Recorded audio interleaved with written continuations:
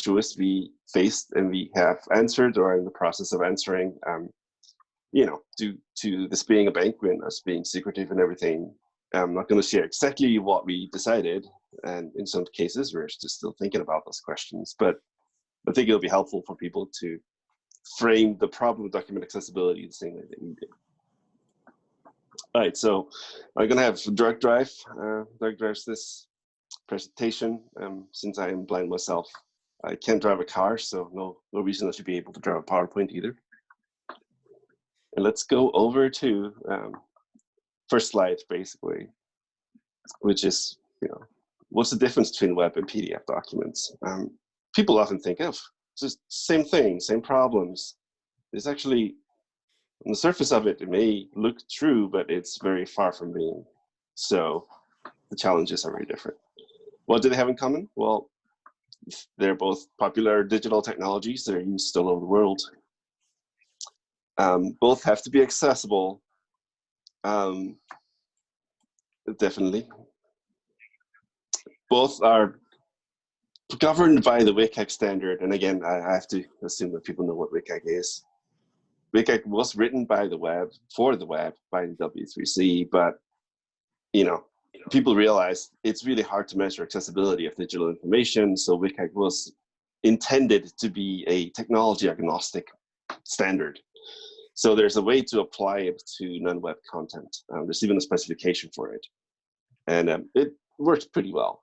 There's some challenges that are different for PDF documents, but overall, you can still use WCAG as the measurement of how well you're doing with your PDF document accessibility. So how are they different? That's kind of the more important practical question that we face right here. Well, web content, it is stream-based. It is just a stream of information.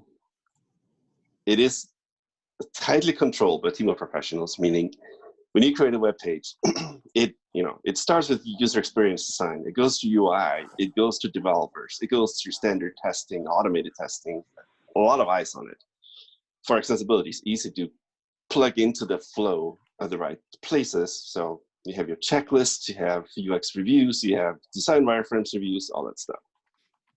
Well, and also the web content, once you view it, it's flexible. A web page is going to look different depending on your Explorer or mobile device or whatever. And basically, yeah, web content is kind of a special thing. For accessibility, the problem with web content is, well, it's secretive, it's processed, it's behind your firewall. You can often get vendors to help. There are vendors that develop various overlays and magic plugins, most of which are not magic at all. More they don't work, but this is not the forum to talk about that. Basically, it's really hard to have vendors help you out with accessibility other than consulting in general, some testing and training, which is all of that are useful, but they don't help you with the web page itself. PDF, on the other hand, it is layout based. So there's no predetermined order in which the content is read. Not at all, not unless we are tagging to tell technologies how to read them. It can be created by anybody. I mean, that's one of the reasons for PDFs are popular. You're going to get PDFs from all over the business created by people you never met. I mean, Truist is an organization of 60,000 people, many of whom are analysts. All of them access to Microsoft Office, so they're all armed and dangerous when it comes to PDF accessibility. And we'll come into, we'll talk about that later in the presentation. It has PDF documents of fixed appearance, basically, and we'll talk about why that's important later, or why PDF document format is required in some circumstances. But the good news, at least for under-resourced accessibility teams all over the world, sometimes a team of one. Well, fortunately, we have a team, but I've been a team of one in the past. But the good news is you can get some vendors to actually help you, and you can outsource some of the work. It depends on the nature of the document, the information contained in it. Is it private? Is it public? And we'll talk about that later too. So these are the key differences, and kind of the main takeaway when it comes to stream-based versus layout-based when it comes to accessibility is that, honestly, you can have an inaccessible PDF document that is completely incomprehensible with a screen reader. You get bits and pieces of random text from different columns you have no freaking clue what they're talking about. Whereas an inaccessible web page is never a good thing, but you can usually make sense of it for the most part. So you can get the information. The interaction with the web page is different. And this is why inaccessible forms are really, the key focus area of web accessibility. But you can usually make some sort of sense of web content, even if it's not perfectly accessible. All right, so let's jump on to the next slide. And this is about policy decisions. So, the best way to achieve a lot of work is deciding that you don't have to do it. When it comes to accessibility, there's no exception. But there are kind of three extreme choices here. And these are kind of more theoretical, but the extremes are, let's make every PDF posted to all of our digital properties perfectly accessible. This is where you want to end up. It's the ideal state. But it takes a hell of a lot of effort and resources to get there, because we often have hundreds of thousands of PDFs just scattered all over the place. So it's difficult. Second decision is, well, let's pull every inaccessible PDF from our digital platforms. I know people are familiar with the AODA, which is Accessibility Regulation in Ontario. After that went into effect, a lot of websites, PDF files mysteriously disappeared from various websites in the state. And we have no idea why, but people guess they might have something to do with accessibility and the effort of making them accessible. What we didn't have in those days was really vendor services to help us out and generate, having the capacity to request accessibility on demand, which we'll talk about very shortly. So these are kind of the extremes. I think the third, a more kind of sensible way of approaching this is some kind of a strategic accessibility plan. I want to stop here and see, Doug, do you have any kind of commentary on these approaches, all versus nothing, and any experience you've had? Exactly, Birkir. I think the thing that we keep on hearing is that document accessibility is not an all or nothing proposition, right? And I think you're hitting on this, that you sort of pick your battles and you make the most of the content accessible as possible. And I think you're in a good spot in doing that. And also, one other thing, Birkir, that we learn about in these projects is that sometimes you learn that you have content out there that you don't want to have out there at all, right? There's a win-win process that happens. And so I think that's another thing that just is a side benefit of this activity. But I think you're right on. That sounds good. All right, so let's talk about a couple of situations here, common situations where you have to decide whether the PDF document needs to be accessible. First one is kind of what Doug mentioned. As excited as people are to read your annual investor report from 2002, well, you make it available on the website, but you realize your hit count is awfully low. 3 people have looked at it in the last 12 months, and that's probably all employees that are just testing that the file was there. This is kind of like back when I was in a band, and I think we made a mini album. We sold 3 or 4 copies. I think our grandmothers bought it. So, there are some documents we have to make available, but we don't really expect people to read them. Well, what are the solutions here in this case? Well, there are a couple of things that we could do. There was I don't know if you guys are familiar with the ADA effort in 2014 through 16 to put ADA regulations for digital content in place. Unfortunately, that effort failed and the regulations never materialized. But one of the things that was mentioned there is, well, if content is made available for archiving purposes or archival purposes, and it is clearly marked as such, it may not have to be accessible. We never went really far with defining exactly what all that means. But the idea might be that maybe you post a bunch of documents to a web page or even section of the website, and you have some kind of a disclaimer on the website saying, these are made available for archiving purposes. These are not time-sensitive documents. We don't expect many people to need them. Then if you do that, well, you don't want to just post them inaccessible and say, well, sorry, SOL, it's your problem.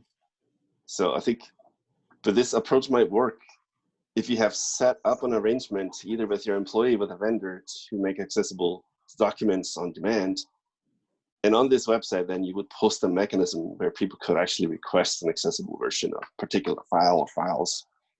So imagine that each file name is a checkbox, and there could be a button said request accessible versions. And this is something that could be done for non-time sensitive documents. You just have to define what the time frame turnaround is. Could it be 2 to 4 business days? And kind of, let users drive that effort. They request the file when needed. Again, the request mechanism has to be on the same platform as the files themselves. We'll talk about accessible conforming alternatives later, but you don't expect people to take Uber into the bank and speak to somebody and have to sign a form to get the accessible version of the file. It's too difficult. It should be requestable, if that's a word, from the same platform. So if you guys have any questions on that, you can let me know. Okay, so the next one is, and this is fairly new, I was working in the banking industry, you start realizing how people use PDF files. And there are time-sensitive things that come in from the business side.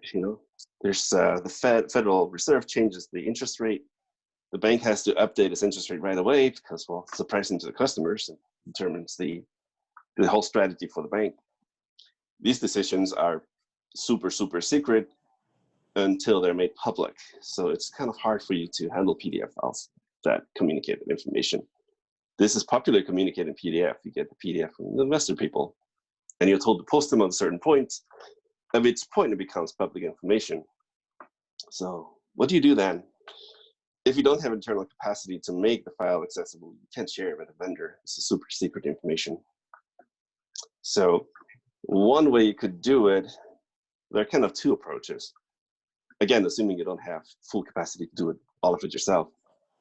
You could try to at least make it partially accessible. There's automation that can do a lot of the work for you, so it's at least understandable. And then you could send it over to a vendor partner and request 24-hour priority turnaround on it, and then post it to the website as soon as it becomes available, so people have the inaccessible and the accessible version. And that brings up an interesting question. Should you only have one link and just replace the file in the background? Or should you have 2 links, one to the accessible version, one to the not so accessible version? And if so, an even more important question, which link should come first? And I think Dirk has some stories to share with you about the importance of this. Yeah, really good point, Birkir. So we've had a lot of experience in the mutual fund industry where the fund company gets very detailed reports, and obviously it's the best case is if you can automate the accessibility of those files, and it runs as a straight through process, and you just generate accessible files. But in that case, there are reports that are generated that are sometimes completely different from one month to the next, and it does take a little bit of QA to make those files accessible. And so we've seen a use case that you're talking about where the fund company will post a mostly accessible file initially, and then replace that file within about 24 to 48 hours once either we or the fund company has had a chance to finish the QA and finish the tagging on the file. So in that way, they're able to get by with one link. They just do a replacement of the document and go from perhaps 75% accessible to 100% in that 24-hour or 48-hour window. So we see a lot of that in the business. And then you've shared this with me. I don't know if you want to share it at this point, but if you have 2 links, doesn't matter which link becomes first for accessible PDFs. Good point. Yeah, very true. Oop, we're having audio problems. Oh, can you hear me? Okay, now I can hear you. Yeah. No, I just agreed with you. All right. All right, so the third exception case that we're talking about is actually built into WCAG itself. What if the information is available in an alternative accessible format? So this is where you often see this, for example, for statements. You click your online statement, your web team has had its way with it, it's fully accessible, everything is coded the way it's supposed to be, so you can get all the information directly from the web page. But then there's also a link to download or print the PDF version of the accessibility statement. You also see this, for example, on transactions, like a shopping cart. You check out, you make your purchases, you have a review page that lists your purchases, the price, shipping address, and all that stuff. And then there's a print button. that prints a receipt. The receipt is going to have kind of the same information as the web page. So strictly speaking, WCAG has requirements about what they call an accessible alternative. So the basic requirement is basically that only one version of the information needs to be accessible under certain circumstances. And it is that they must be available from the same web page. So if you have, say, again, going back to the previous thing with the two statements, if you have the inaccessible, not statements, but pricing tables. If you have an inaccessible and accessible pricing table, as long as they're linked from the same page, the pricing table is an accessible alternative to the other one.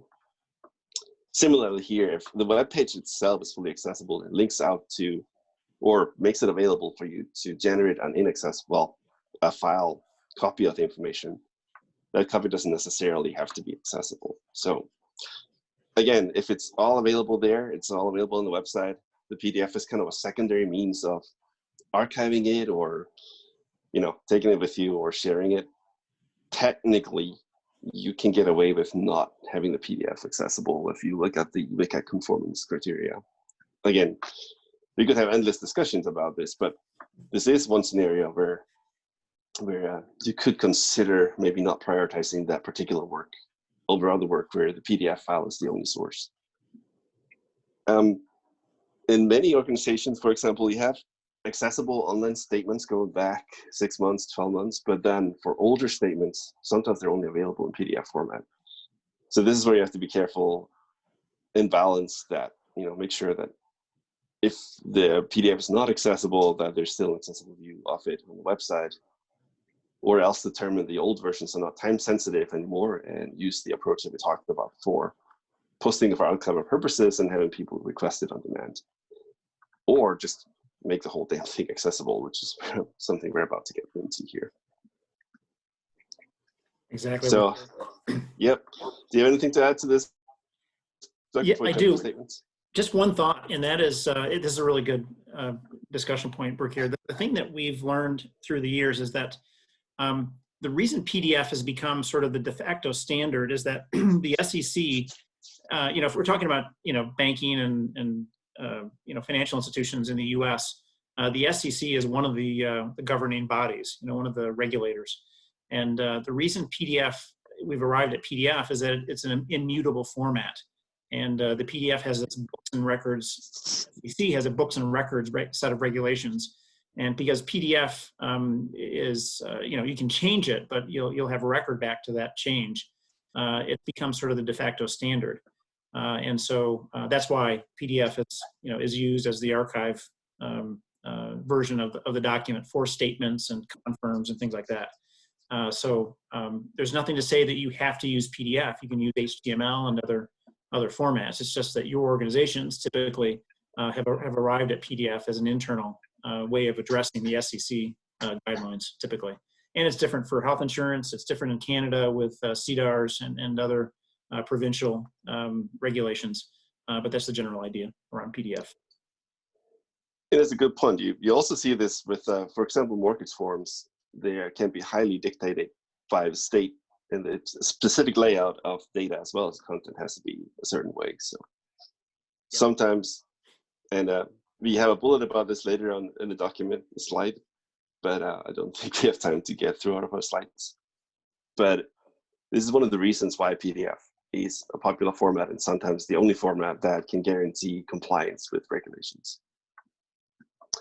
And this is also why, incidentally, when you have a vendor or anybody remediate PDF files that have these requirements, you always have to at least do a visual check on the file that is returned to make sure the remediation didn't change anything in the look and feel of the document. Even changes in the spacing could get you in trouble with your compliance team and stuff. So even if you know that the document is fully accessible, you have to do a visual comparison check to make sure the document was not altered in any way. All right, let's jump into statements. This is the most common headache that we have, but this really could be applied to any document that is not created by an author, kind of a one-off in some system somewhere, but a document that is generated from a template or a set of data by a backend system. something like CMOD or Mobius, or there's a lot of systems that basically pull in data and generate reports. So, well, how do we make statements accessible? Obviously, these are some of the most important documents for financial services institution because your customers, they want their statements. This is standard, they expect it, to check it out every month. So what do we do? To make all statements accessible, basically add the necessary PDF tag into every document that is generated on the back end when the user downloads it. Yeah, there are definitely a lot of advantages to this. I mean, this is the state we all want to get to eventually, because the main thing is there's only one version of the file. There's no need to manage the complications of identifying files, which we'll talk about in a second. And there's a reputational aspect to it. Then you can just proudly say, hey, all our statements are accessible or inclusive. I like to use the word inclusive rather than possible. So, it's a reputation thing. People know that your stuff is accessible. You thought about it. You put a lot of effort, investment into it. So the cons, well, it is kind of hard sometimes to establish it. PDF accessibility tagging adds a lot of complication, especially when you set it up initially. There's also some maintenance when you change the information, either inject text or change the layout. It has to go through an accessibility check, and you have to change the accessibility template and the way the information is presented when you make any updates. Also, it adds some to the file size. Doug, correct me if I'm wrong, it's probably in the order of 20 to 30% for typical files, although it varies a little bit. Right, exactly, Birkir. All right, so what's the other way? Well, it would be, with the common technology we have today, you could actually just generate accessible statements when those are requested specifically. And it's tempting on the surface of it, because, well, Doug, how, in your experience, how would you say, how many percentage of customers specifically request accessible statements when such option available? Right, exactly. So we have stories around that, Birkir, and I got just one real quick one if I can interject it here. Mm-hmm, exactly. So we have a couple of banking clients that have gotten on board with accessible statements. In one case, a very large bank client with a significant credit card portfolio decided to make their statements accessible. And in that case, they decided to embed a link on their website, in their web portal, that enabled users to request either an accessible statement, and I use the term accessible statement in quotes because that's exactly the term that they used. And then they offered a standard PDF statement in quotes. And normally we see between 2 to 10% adoption rate for accessible communications. Can anybody guess what the adoption rate was in that case? They presented that option. If you guess higher than 10%, you're exactly right. So fully 25% of the clients and users requested an accessible version of the statement. And they're pretty convinced that that's not due to the fact that all 25% needed an truly accessible from a digital perspective, but it just sounded better. It sounded like a better option, right? And so there are all kinds of statistics that we have on that. We have a very large health insurance company that saw something closer to 45 to 50% adoption. But again, the confusion over the opt-in process and in question on the website is a little confusing. So just a quick story on that. It's a good one. It's one of my favorites. And just kind of going back to the idea of having people request accessible statements, however you do it. The main problem we have it kind of ethically is you're basically requiring your customers to reveal their disability in order to get something. From a practical perspective, some people are fine with it, but there's a lot of opposition to having to unnecessarily reveal your disability. There's the kind of the innate fear that that's going to cause discrimination. You're going to get second-rate services. Unfortunately, that is not an unfounded expectation based on things in the past. There used to be websites specifically for people with disabilities. Those websites ended up being A, just as inaccessible as the other side, B, they were never updated, and C, they were just, they were not well maintained. There were typo errors all over the place.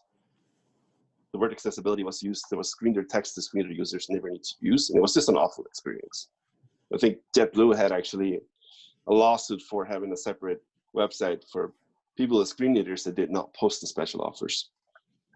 And so basically the idea of having people identify someone with disability to get a separate digital experience has met with a lot of skepticism in the community, which is understandable.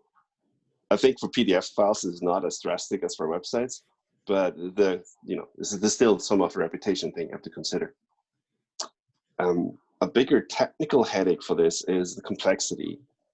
So how are you going to have people opt in on the front end? Like Doug said, it really matters. Are you going to have a link? Are you going to have something in your settings, the chat box where you check and say, hey, I'm disabled, I want something?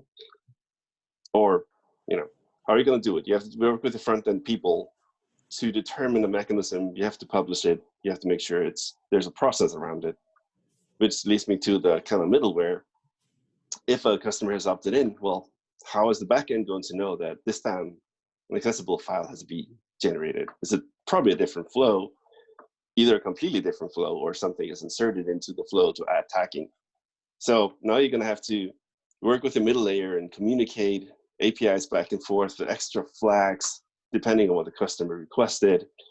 And the whole flow has to basically have this additional conditional statement and checks. And that can quickly get very complicated when you have a lot of stakeholders and very specific applications, and having a lot of people work together to get this process working for 30 different types of statements is just a colossal headache.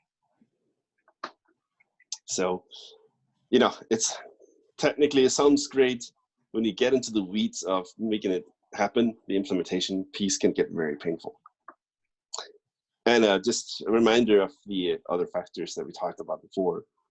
If the statement is accessible as web content, well, at least having the version of it as accessible is not quite as important. So I can close the time here, as always. So jumping into kind of the different strategies of how to make PDF documents accessible. I'll try to do this fairly quickly. So an accessibility team, you have to realize there are different teams for different expertise, different skill sets, different tools. It's important to listen to your clients and meet them where they're at instead of forcing a one-size-fits-all. So, I'm talking about kind of different strategies here, and you might have to use a mix of all of them. One strategy is not going to fit all of your teams. So really, the first question we ask, which is rather ironic, given this is a PDF document presentation, is, do you really have to create a PDF document? If you can make this available as web content, it's so much easier for us to check that it's accessible. So it's a question, there's a legitimate question that you should ask teams. Is a PDF document needed, or can we do it differently? So reducing the amount of PDFs, there's enough of them to go around, so I think it's not going to harm the industry very much. But it's a legit question to ask. So then we have established that a PDF document must be created. How are we going to make sure it's accessible? Well, there's various ways here. Train the authors. And here I have to put a politically incorrect quote from Terry Pratchett. Yeah, invite a man to your fire and he'll be warm for the night. Set fire to him and he'll be warm for the rest of his life. I do apologize for the NPC nature of this, but it's one of the many Terry Pratchett quotes that set me into hysterical laughter for a couple hours.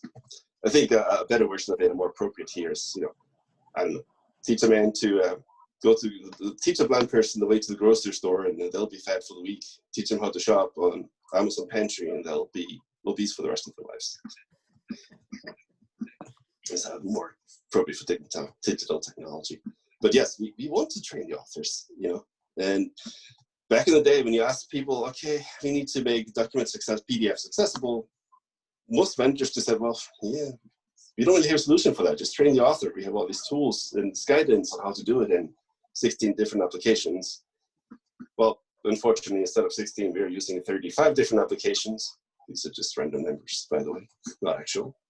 And we don't have time to train hundreds and hundreds of people that have different technical backgrounds on how to ensure accessibility in using all these tools. So, you know, it's tricky. We'll get into it a little bit later.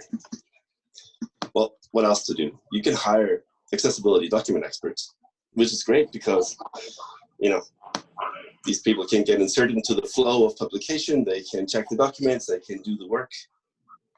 So it's definitely one way to do it. Then you can use software optimization. That kind of goes with document accessibility expert. You have tools where you can do a lot of guessing and you can do a lot of tagging automatically. Or you could just outsource the work to a vendor. So we'll do a little bit quicker, deeper dive into all of these 4 options. So let me see. Oh yeah, here's the slide that we went into, talked about earlier, is why just not to create PDFs and when you have to create PDFs. I think we already addressed why this is necessary in some ways, in some situations, and since we're running out of time, we won't revisit it unless you have specific questions. So, training the author. Oh no, here's the other slide I forgot is another factor that's going to influence your decision is whether the data is public or whether it's PII or internal. This limits your options quite a bit, especially since I think any organization in the healthcare or banking industry is going to allow you to share client personal information with a vendor. Doesn't matter whether the vendor has the most secure service in the world. It's just the information that you don't share. So it's kind of, it takes the vendor option out of the picture for these documents. Even internal documents like employee training documents, you're probably going to be able to do this, but there's still going to be additional controls around it, and it's going to take a while to onboard that solution. If you have public documents, you're fine. So this is where the vendor solution is kind of, you know, most advantageous. All right, let's jump to next slide. Oh yeah. So if the document is a one-off, a lot of these are more or less one-off documents manually created in different systems. There's very little logic or automation you can apply to it to make it accessible. Whereas some of the documents that we talked about statements, but it could be a lot of other documents that are basically templates that you just fill in information or update. So pricing tables, terms and conditions, credit card terms and conditions, and not statements, but public information about your credit cards. Those are often public and automated and template based. So here's where either your internal document accessibility expert or the vendor can quickly jump in and use automation to get you there very, very quickly. And again, it depends on the frequency of the uploads and the complexity of the templates that are being used to generate the content.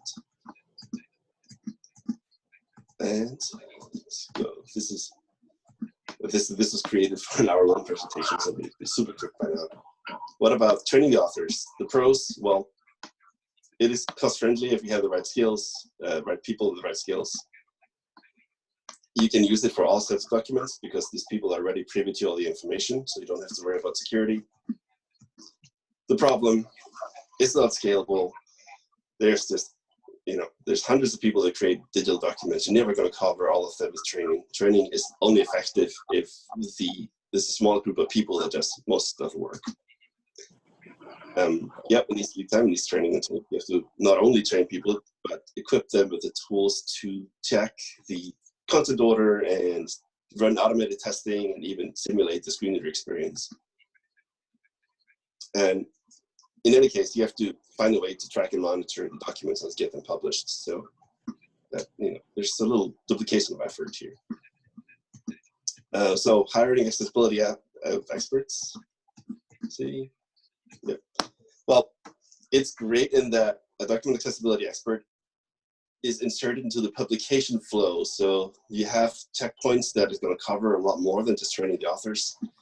If you have well-organized flows around your corporation, which most corporations would when they publish any digital document to any website, there's going to be a very fixed flow around it. So you know where to insert the people. These people can do all the checks that are necessary. They are trained to remediate the files. And they are also trained to use tools that are smarter. So they can start identifying opportunities for automation and for quick fixes and understanding the layout of documents and kind of looking at the next step, which is better automation of the problem. Well, the cons of that is, well, fortunately, accessibility, we're not exactly millionaires, but we're a little hot commodity right now. So it's often hard to find the right candidates. Even if you do, they are going to make a little extra money. So it could be a little bit pricier than going with other options here.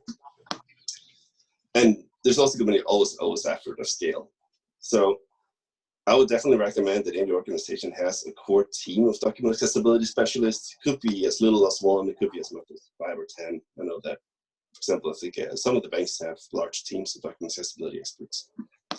So at least you should have that, because there's a lot of documents that could be addressed by your internal people, especially PII documents you can't share with a vendor, and people that understand document accessibility, and they can oversee your training strategy and tooling and look for opportunities for automation.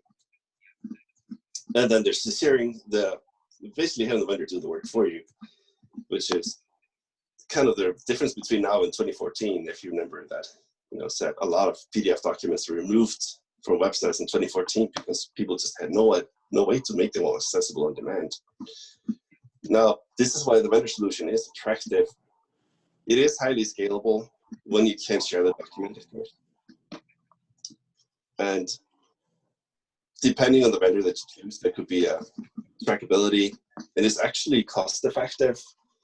You notice that with things like documents and with captioning specifically, because there's people that have the right tools, the right automation, the right expertise, they can do the work a hell of a lot quicker than your authors and your internal people that don't do this 24/7.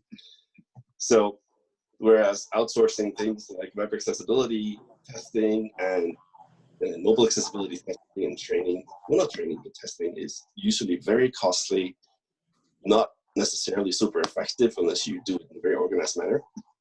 Outsourcing this kind of work is often quite cost effective. And best thing is scalability. It doesn't matter if you have 1 document today and 300 tomorrow. If you have a vendor that's capable and does this full time, they should be able to help you out and meet your needs and deadlines, even if the document volume is very unpredictable. So that wraps it up for me. And Doug, you guys, you have 4 minutes left.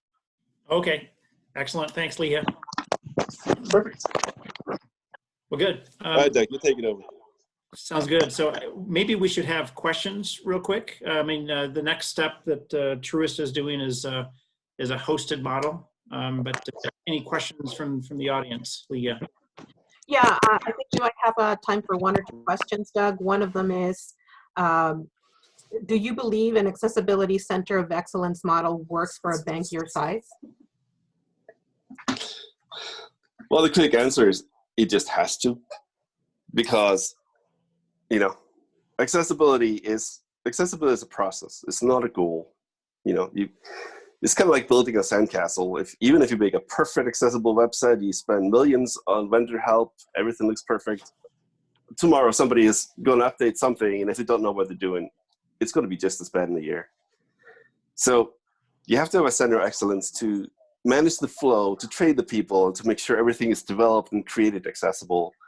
And you just can't have a team of 300 accessibility experts all over the place. So it isn't perfect, but it's sustainable, and it's the right way to tackle it. Then you have to kind of scale your centralized accessibility team versus the training of your FTEs and versus your contracts that specify accessibility.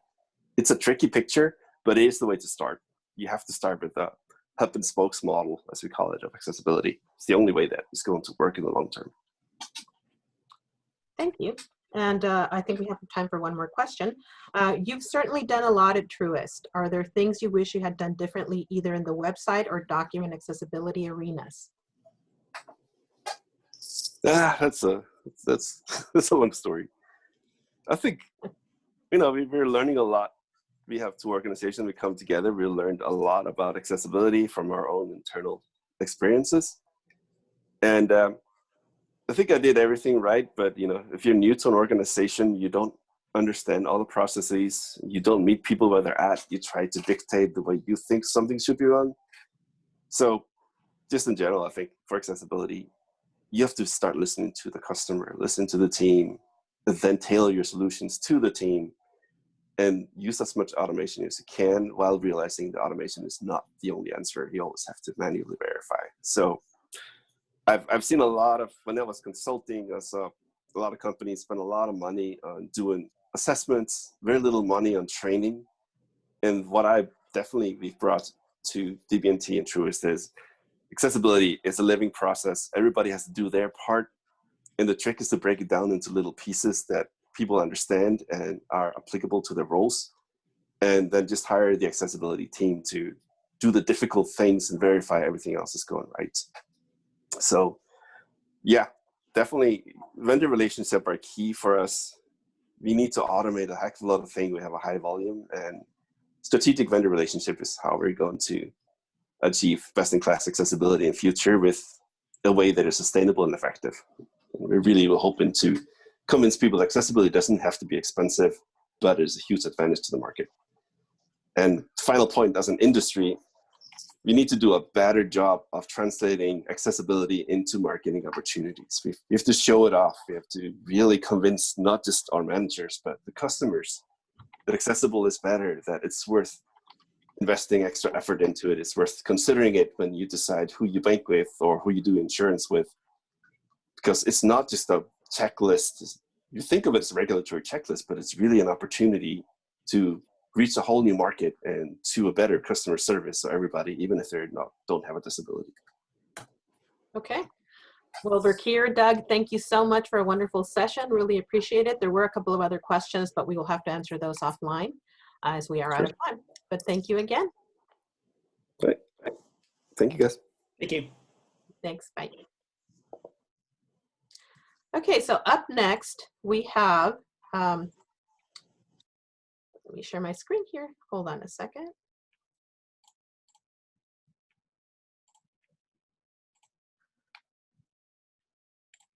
Up next we have Kathy Lovell. Now, before I hand it over to her, I would like to remind you that if you do require closed captioning, you do have the ability to turn that on. So there's a closed captioning button at the very bottom.